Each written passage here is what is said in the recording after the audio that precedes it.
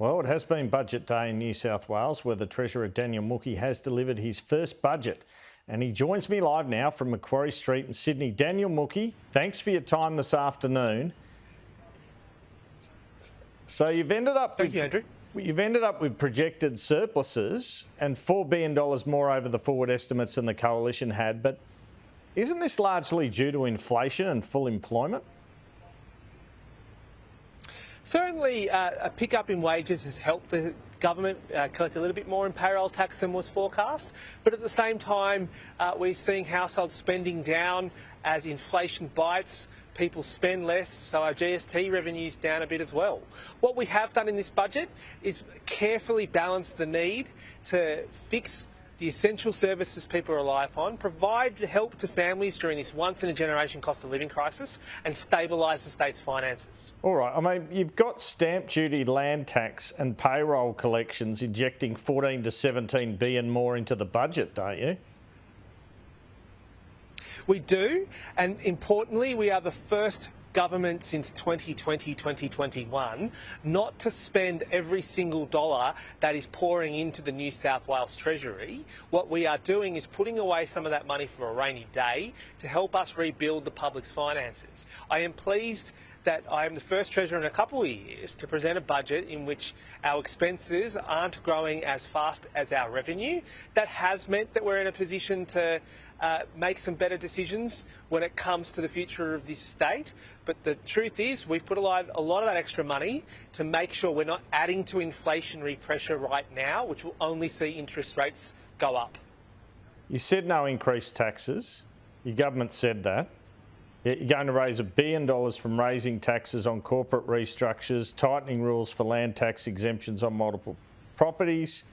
You're increasing a number of fees and charges by inflation, and we have the coal taxes hike. Is this a broken promise? Not at all. Firstly, when it comes to mining royalties, this budget actually writes down the amount of money the people in New South Wales would expect, and we did make a decision to make sure that New South Wales is getting a fair share of its mining wealth. Royalties are not taxes, and when it comes to the other integrity measures we've come to with this budget, it is winding back some of the very expensive tax concessions that the people of New South Wales fund. At a time in which we are asking families, we are asking businesses to, of course, help us get the state's finances back on track, I think it's pretty fair and reasonable that a massive discount that goes to 500 multinationals and big corporations is scaled back from 100% to 90%.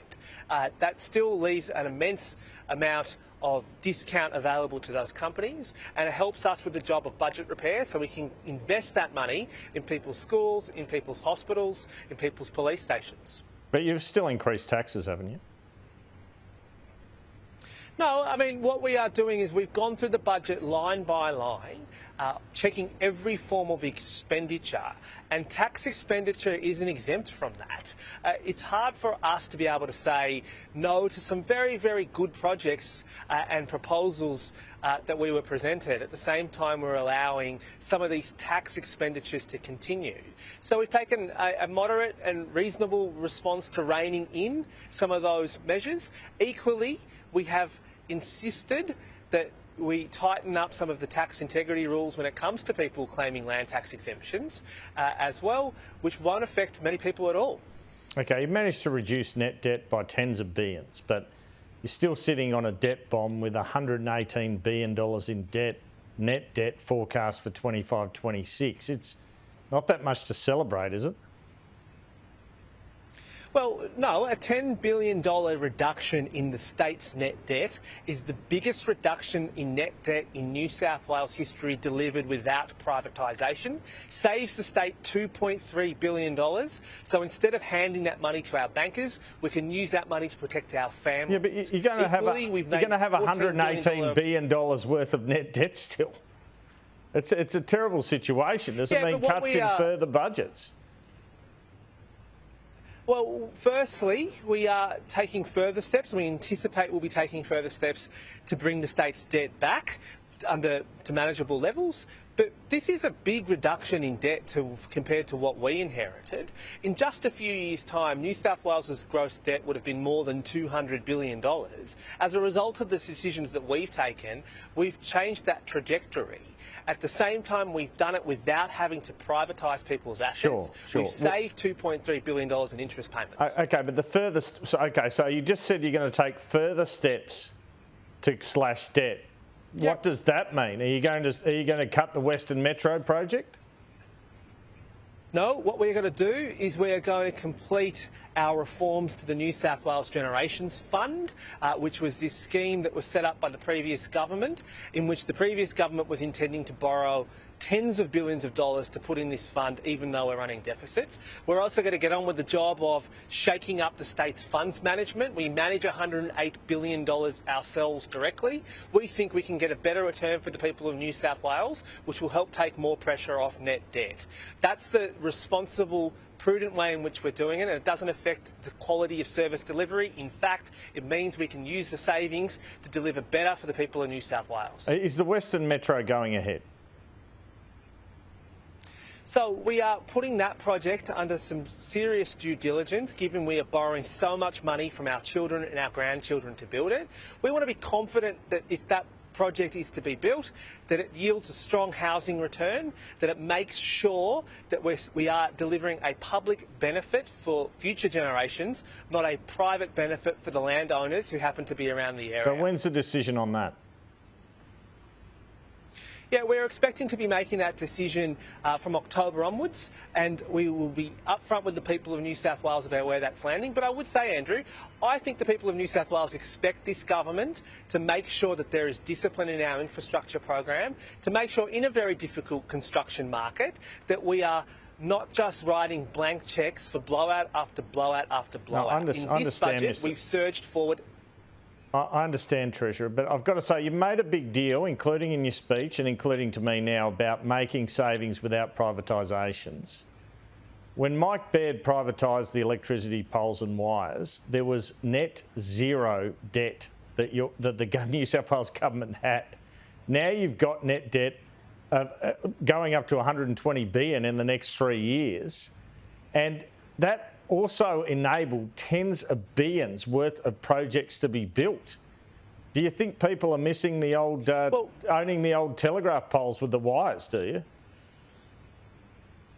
No, I think that people understand the impact a decade of privatisation has had on their family budgets. The fact that we live in the most tolled city in the world. The fact that New South Wales has to pay more for its power to private companies than in other states. I think people have realised that that short-term approach comes with a long-term cost. I'd also make the point that in respect to net debt, the net debt position that we inherited saw $94 billion added by the previous government since 2018. In the 9 months leading up to the election, the previous government promised to spend $27 billion more after COVID. As a result of the budget we've given today, New South Wales's net debt is lower, and that has been achieved without privatisation. And as I've said, we've got more work to do. You've got this essential services fund worth $3.6 billion for pay rises, $1.9 billion said to be going to teachers. Why have you got that fund just over the next 4 years? Because once you give the public servants a pay rise, it goes out ad infinitum, doesn't it? Well, we've budgeted for that fund to be able to help us deal with the critical shortages that are affecting so much and so many of our public services. What we are doing is introducing a new system that is based on cooperation with our workforce, that isn't based on confrontation.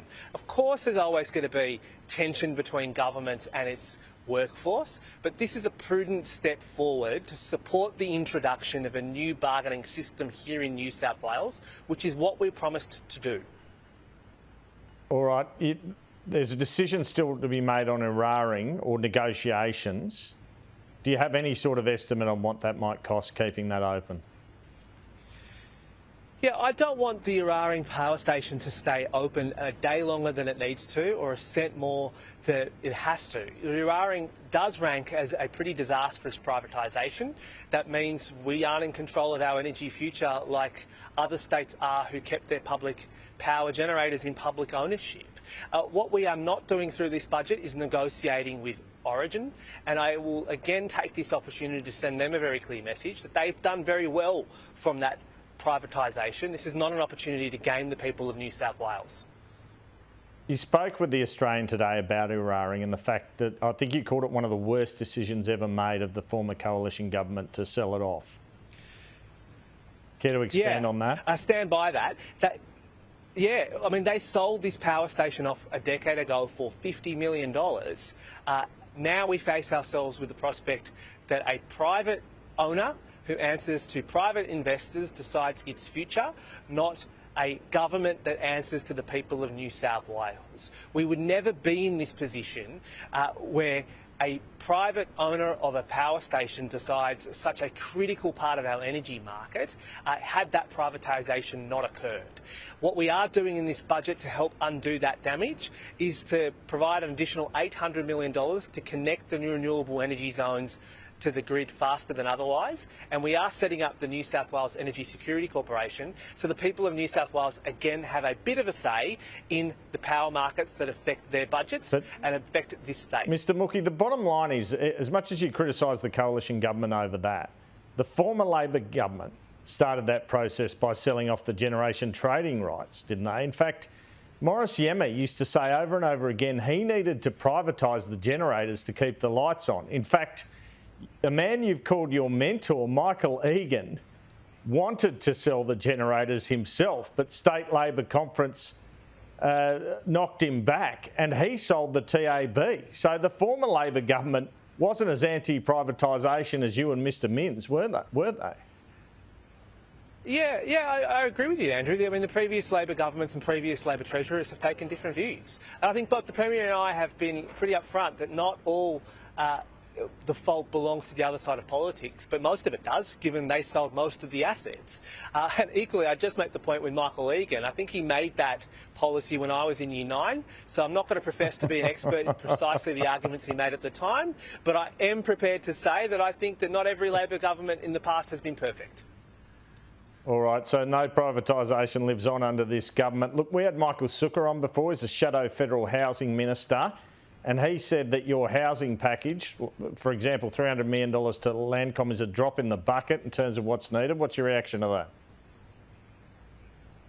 My reaction to that is that what we are showing is the difference a publicly owned company can make when it goes back into the market to deliver housing for a public that really desperately needs them.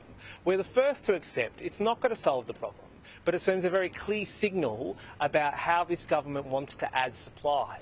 We recognise the fact that we need to do a lot so people trust that the additional homes are being well designed, well supported, being able to be introduced into their neighbourhoods, into their communities with the accompanying investment in the infrastructure that they depend on. So we're making the clear point. This is just the start of what we think we can do with this jewel that it remains under public ownership, and we of course accept that we have much more to do. I'd also just point out to the Federal Shadow Housing Minister that, I don't know who that is, but I would point out that had we had more building under the previous government, under his side of politics, we wouldn't be in this position here. For the last 8 years, New South Wales has missed its housing targets that his party set. All right, finally, there's probably a lot of people watching today who are hoping for more cost of living relief, your toll relief, your relief for first home buyers, I guess you flagged before the election. Is it inflation or is it the budgetary position which makes you tap the brakes on that one? No, we've got a clear strategy here. It's immediate relief paired with reform. So there's more than $1 billion in this budget year to help people with their power prices. We are rolling out to 700,000 motorists a weekly toll cap. No more than $60 is what they will pay. We've also been pretty careful to make sure that public transport fares stay affordable as well. And we are making that point because we understand just how much pressure families are under. Treasurer Daniel Mookhey, thanks so much for your time this afternoon. Thanks for having me on.